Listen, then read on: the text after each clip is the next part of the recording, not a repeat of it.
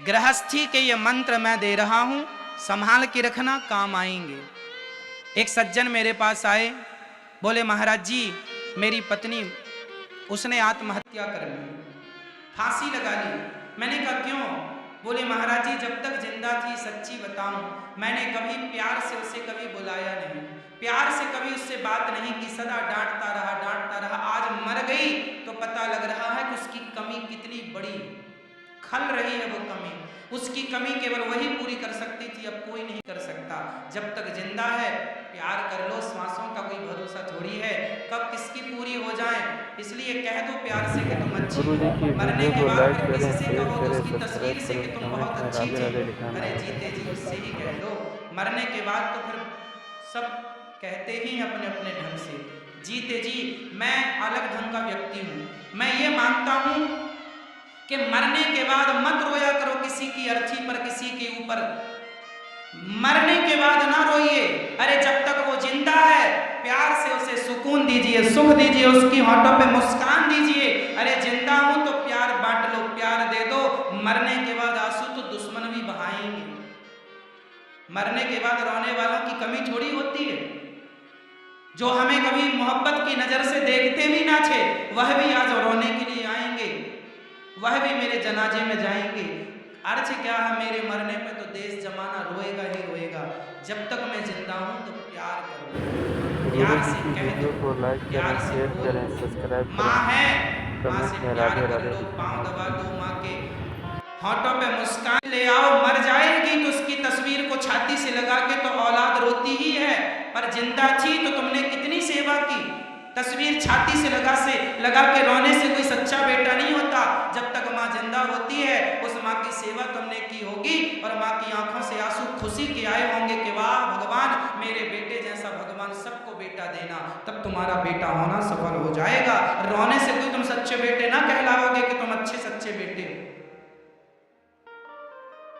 लेकिन हमारे भारत में रिवाज उल्टा है, यहां बहुएं सास की सेवा, जिंदा सास है, बहुत सारी बहुएं तो अपनी सास की सेवा अच्छे से करती हैं, खूब ख्याल रखती हैं। उन बहुओं को तो मैं प्रणाम करता हूं और उन बहुओं की चरण धूली तो माथे पे रखता हूं। लेकिन कुछ बहुएं ऐसी हैं जो अपनी सास को एक गिलास पानी और 2 रोटियां भी नहीं देती। बूढ़ी माँ अकेली बना के खाती है, पांव चलते नहीं, हाथ चलता नहीं, शरीर चलता नहीं, 2 रुपए की कमाई नहीं है, सरकार के वृद्धा पेंशन के भरोसे जिंदा है, 600 500 300 रुपए महीने के, उस पर क्या उसकी रोटियां पक जाएंगी? तुम अपनी माँ को रोटियां नहीं देते, सासू माँ को, और जब सास मर जाती है तो वही बहुएं जो गिलास पर पानी नहीं देती थी वही फ्रंट में बैठ बैठ कर रोती हैं, सासू माँ मर गई, सासू। काहे रो रही हो? नाटक किसे दिखा रही हो तुम? क्या भगवान जान नहीं रहा कि तुम कैसी बहू हो? दुनिया वालों को बेवकूफ बना रही हो कि खुद बेवकूफ हो? परमात्मा से क्या छिपा है, मैं क्या सोच रहा हूं ये भी मेरे श्याम सुंदर जान रहे हैं।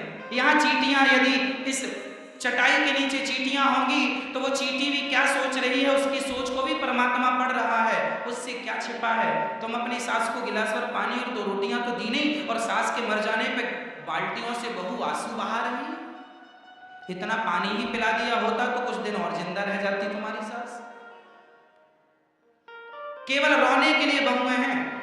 कुछ बहुएं इतनी चतुर हैं, फ्रंट में बैठ के रोती हैं, जहां आने वाले लोगों की सबसे पहली नजर बहू पे पड़े, ताकि लोगों को लगे बहुत प्यार करती थी। और कितनी चतुर बहुएं होती हैं, कई बार तो रोती रोती बहुएं बेहोश हो जाती। ये वही बहुएं हैं गिलास और पानी नहीं पिलाई, देखो बेहोश हो रही, कितनी बड़ी नाटकबाज है।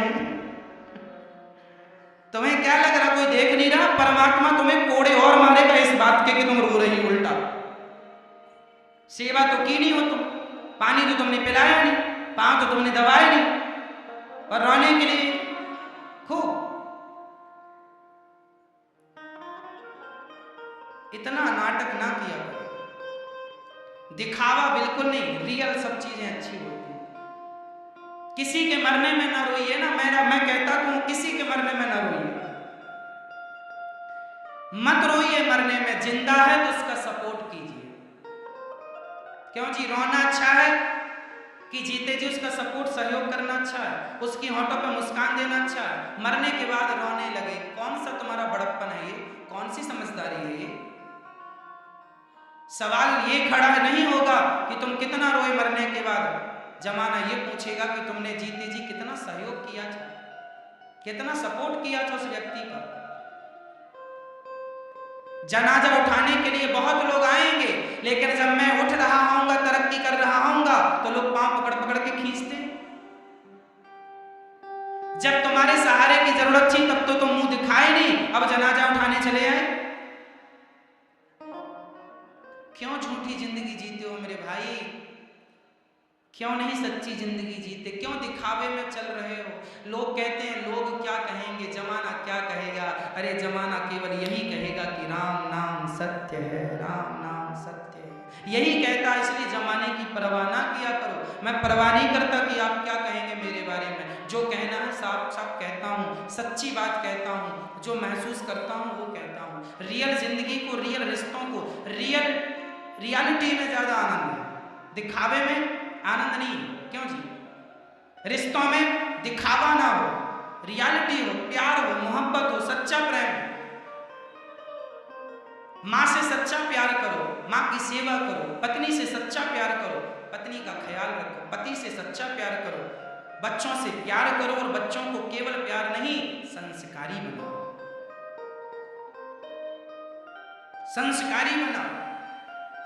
रिश्तों की गंभीरता को समझो।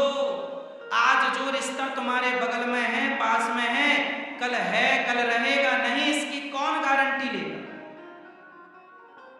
इसलिए रिश्तों को जिया करो। छोटी छोटी बात में आप नाराज हो जाते हैं, गुस्सा हो जाते हैं, बातों में कोई दम नहीं होती। कसमें, वादे, प्यार, वफा सब बातें हैं, बातों का क्या? कोई दम नहीं है बातों में। लेकिन आप लोग क्या करते हैं, राई का पहाड़ बना लेते हैं। कहावत सुनी आपने, राई का पहाड़? राई जानते हैं? सरसों के दाने को राई कहते हैं। राई का पहाड़। जरा पत्नी की जरा सी बात का आपने पहाड़ बना दिया, पति की जरा सी बात का पहाड़ बना दिया। अरे झगड़े में उलझना अच्छा नहीं है। झगड़ा उठे तुरंत उसे खत्म कर दो। एक पत्नी ने अपने पति से कह दिया तुम जानवर हो। आपने तो नहीं कहा था, नहीं। एक पत्नी ने अपने पति से कहा तुम जानवर हो। उसका पति बहुत पॉजिटिव था। उसका पति ने कहा ठीक कहती हो, मैं जानवर हूं, तुम मेरी जान, मैं तुम्हारा वर बराबर जानवर, जान प्लस वर बराबर जानवर। यदि लड़ाई झगड़ा नहीं करना तो इसके बहुत रास्ते हैं, और लड़ाई झगड़ा करना है तो भी बहुत रास्ते हैं। अब आपको देख लो कि कैसी जिंदगी जीना है।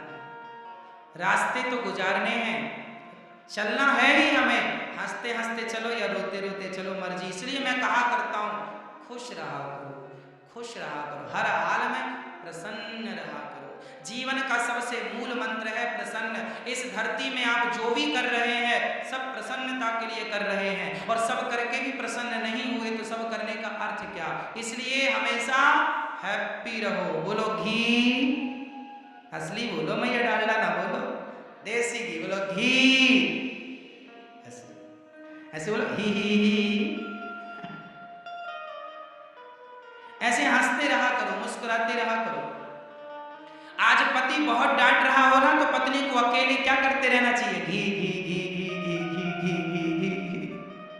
आज पति का दिमाग खराब है तो हंसती रहो, कोई बात नहीं, आज भूत चढ़ा इसके ऊपर, उतर जाने दो। अच्छा, जब पति गुस्से में रहा करे ना, तब पत्नी बोली ना करे, बोला ना करे। लेकिन गड़बड़ कहाँ हो जाती है जानते हो? आप अपने क्रोध पर कंट्रोल नहीं कर पाते।